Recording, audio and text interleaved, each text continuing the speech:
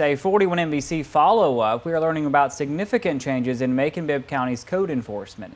Back in 2019, hundreds of people were evicted from Crystal Lake apartments after the complex failed to pay utilities and poor living conditions were exposed. That's right. We reported Crystal Lake received numerous code enforcement violations leading up to those evictions, which, if fixed, could have remedied that situation. 41 NBC's Tanya Motorzitsky spoke with the new code enforcement director about how he's changing the way the department investigates. In 2019, I learned how people at Crystal Lake apartments were living. There was mold, continuous water shutoff notices because the complex wasn't paying the Macon Water Authority, even though water was included in rent, leaving now former residents frustrated. If our lights and our water is included in our rent, where's it going? You know, everybody wanted to move to Crystal Lake. Well, I'm in Crystal Lake. Now I'm ready to move out of Crystal Lake.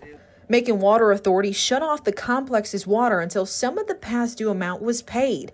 And when the water was turned on, pipes busted, causing damages to the high-rise, leading residents to move out after the fire department deemed it unsafe. It hurt me knowing that I made this my home. I wanted to die here.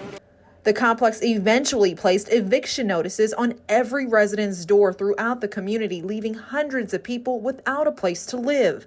The former complex owner of Bull Realty, Steve Firestone, even went to court, where the county wanted to see him face criminal charges. During the investigation, I learned Crystal Lake received multiple code enforcement violations from 2017 to 2019. In 2021, Macon-Bibb Code Enforcement got a new director, J.T. Ricketson.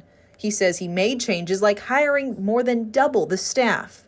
There were probably 7 or 8 code officers. Now we have 20. They're even sworn officers so they can ticket people. We're going to give them a citation. We're going to bring them to court. He changed how they document cases. We don't want anything to fall through the cracks.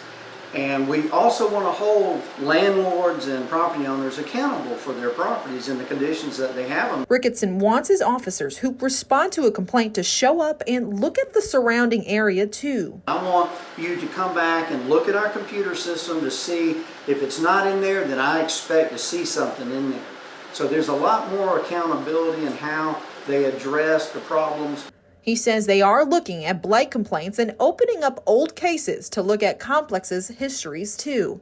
In Macon, Tanya Motorzitsky, 41 NBC News.